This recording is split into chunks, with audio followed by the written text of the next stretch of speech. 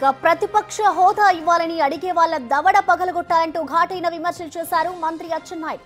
సభకు హాజరు కాకపోతే అనర్హత వేటు అంశంపై స్పీకర్ నిర్ణయం తీసుకుంటారని అచ్చెన్నాయుడు చెప్పారు. ప్రతిపక్ష హోదా ఎలా ఇస్తారో కూడా తెలియకుండా జగన్ ఉన్నారని దేవ చేశారు. ప్రతిపక్ష హోదా ప్రజలు ఇస్తారన్నారు. ప్రతిపక్ష హోదాకి కొన్ని రూల్స్ ఉంటాయని అవి తెలుసుకోవాలని జగన్ కు హితవు పలికారు. ఇటు సభలో ఏ అంశాల మీదైనా చర్చ జరపడానికి సిద్ధంగా ఉన్నామన్నారు. అడిగితే గోబు మీద కొట్టాలి, చెంప చెల్లుమనిపించాలి. అసలు ఆ వరడు ఎందుకు వస్తుంది? ఈరోజు ముఖ్యమంత్రిగా పోయావు, నాకు ముఖ్యమంత్రి ఇస్తేనే శాసనసభకు వస్తానంటే దానికి అర్థం ఉందా?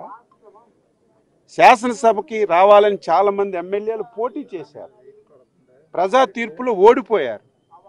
నేను శాసనసభకు వస్తానని పట్టుపడితే అసహించుకుంటారా లేదా? నీ వాదనకే అర్థం లేదు. ప్రజాస్వామ్య వ్యవస్థలో నువ్వు చేసినటువంటి ఈ వాదన ప్రతి ఒక్కరూ అసహించుకుంటున్నారు. ఈరోజు నీకు ఒక శాసనసభ్యుడిగా నీకు అవకాశం వచ్చింది, నువ్వు రా. నీదొక రాజకీయ పార్టీ, నీ పార్టీ తరపున ఏ అంశం నువ్వైనా లేవనెత్తే అవకాశం వస్తుంది.